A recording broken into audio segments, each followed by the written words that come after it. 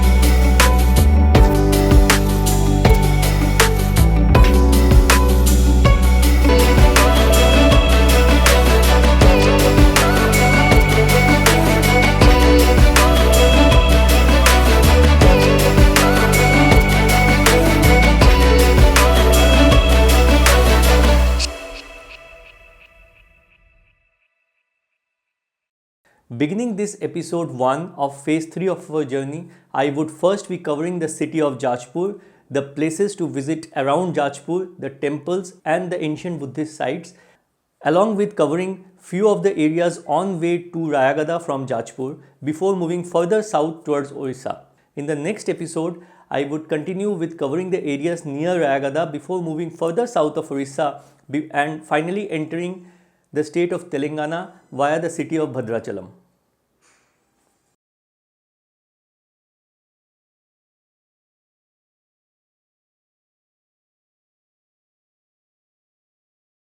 We begin our phase 3 journey by starting from my in-laws house in Uttarpara in Hooghly, and we covered a distance of almost around 374 kilometers on day 1 to reach Hotel Mirabel in Jajpur. We stayed in Jajpur on day 1 without visiting any places. On day 2, we started from our hotel early and our first destination was Dashashwamedha Ghat at Dashashwamedha Ghat and Jagannatha temple.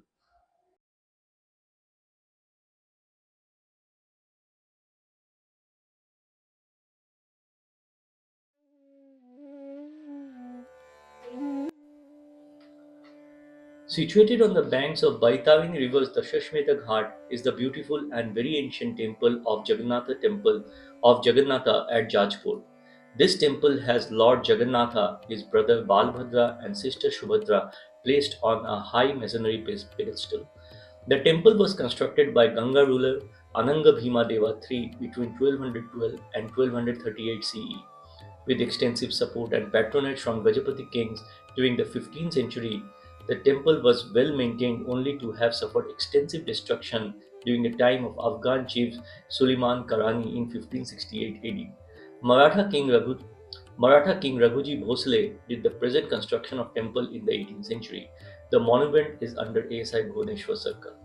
Architecturally, the temple is built on Saptaratha plan and Panchangabada on elevation. The temple is an east-facing temple consists of a Rekha Vimana, Pidha Antarala and Pidha Jagamohana. Both the Vimana and the Jagamohana are square on plan and stands on a raised platform. The sanctum houses the idols of Balabhadra, Jagannatha and Subhadra. The shrine situated on the northwest corner of the temple complex is the Mukteshwara shrine. Believed to be built around 14th century, it houses an 8th century idol of Vishnu, 14th century idol of Parvati, and idols of Shiva and Vishnu dated from the Maratha time of around 18th century.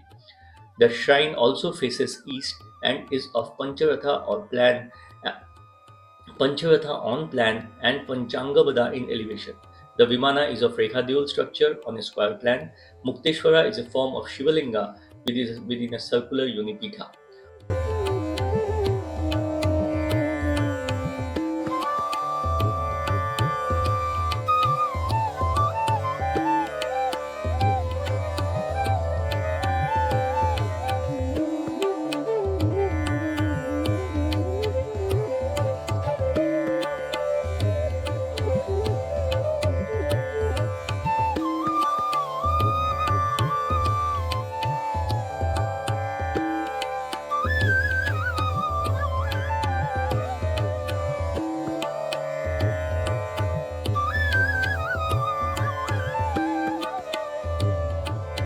All the idols in the temple are situated on a high masonry pedestal.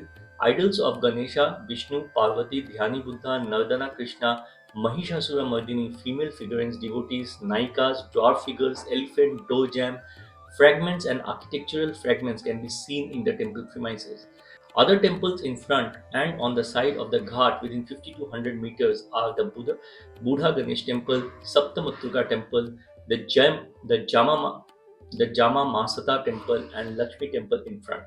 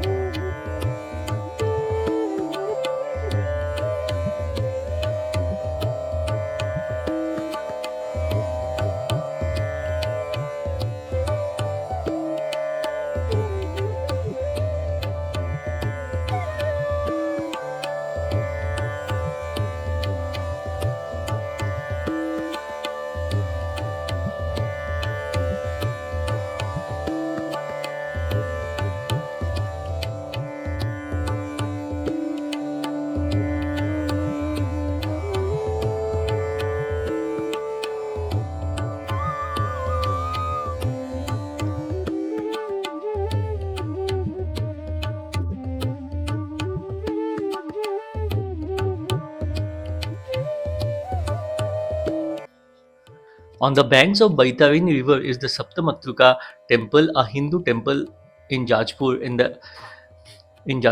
The temple is dedicated to Hindu tantric and Puranic goddesses Saptamatrikas. According to legend, these Saptamatrikas originated from the body of Devi Durga while carrying Nishumbha and Shumbha. Just for information, the Google Maps show the Saptamatrika temple at a different location. Please do not get confused, as the temple, which is situated adjacent to Jagannath temple and on the banks of Baitavini river, is the Saptamatrika temple. Talking about history, the temple belonged to the same period as Jagannatha temple around 11th century AD. The present structure being renovated by ASI. The idols found at the temple were installed under the patronage of Raja Jajati Keshori during the Ashwamedha Yajna. During the rule of Kalachand in Murshidabad, their armies came to destroy the Hindu temples in around Jajpur. Then the Brahmins have hidden the images of Saptamatrikas in a tunnel near Baitavini river. Later, the images were recovered and worshipped by Utkala Brahmins of Jajpur. Although the original temple was situated at a different place around 2 kilometers, the current renovated temple is situated on the banks of Baitavini river's south bank along with the idols. The architecture of the Saptamatruka temple reflects traditional Hindu temple design. The temple is situated on the south bank of Baitavini river. Its structure showcases intricate carvings and sculptures that depict various deities of Hindu historical scenes from various epics. The temple's design is a blend of beauty and spirituality.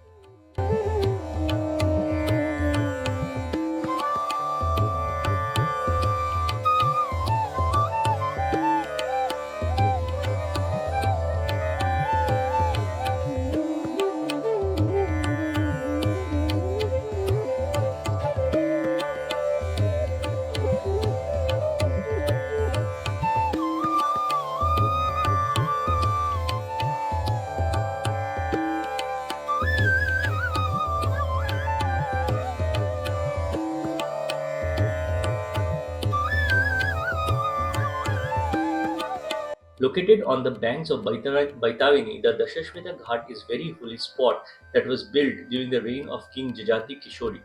The water here is regarded as sacred, and they say that taking a dip here during any auspicious date in the Hindu calendar brings about a lot of positivity in life. Baruni Snana is an important festival of the Ghat when Hindus from all over the country come here to take a bath in the holy water, which is held every 12 years. I went to the other side of Baitavini river where there is a school and an ample space to park the car and open ghats to take photography and use drone. The Yajna Varaha temple is also situated there only. Saptamutrika, Vinayaka, Ganesha, Lakshmi, Jagannatha, Savitri, and Shiva temples are situated on this ghat, making it a pure Hindu pilgrimage site. The history of this place says that King Jajati Keshari made a huge yajna in the same place and established the town of Jajpur as the capital of Somvarchi kingdom. When the ghat was established for the revival of Hinduism in this area, apart from the various other contributions he did in entire Orissa, the entire credit for anything at Jajpur goes to the king himself.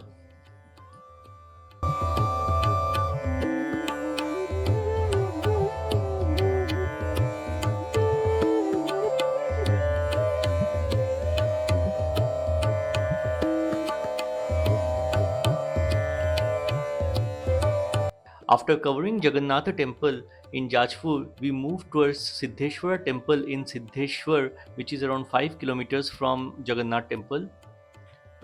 Around 5 kilometers from Jagannatha temple, on the banks of Baitavini river, is situated another beautiful ancient temple, Siddheshwara temple dedicated to Lord Shiva. The temple is specially important for the beautiful Shivalingas all around and also a Sahasralinga stone situated at the entrance. The temple consists of a Rekha Dula and a Pidha Jagamohana within a spacious enclosure wall. Historically, not much is known about the temple. According to many scholars, the temple dates back to 5th century CE when the Bhauma dynasty was ruling around Jajpur. Just for everyone's information, Bhauma dynasty was a Buddhist dynasty which ruled around 9th and 10th century in the Kalinga region. The making of the Lord Siddheshwara Linga and the inscriptions on the temple wall and on the nearby ruins evince the popular belief that the holy shrine was built by Sri Shubhakar Dev II of Bhauma dynasty. The adjacent village Hirapur is also believed to have been named after Hira Devi, the queen of Sri Shubhakar Dev II. Historian Dr. Ekadashi Padhi opined that it was Sri Narsingh Dev of Eastern Ganga dynasty who renovated the temple and restored it from ruins. A living display of Hindu iconographies all around, few scattered, few on the walls, this little known temple is a must visit for anyone who is a Hindu temple lover.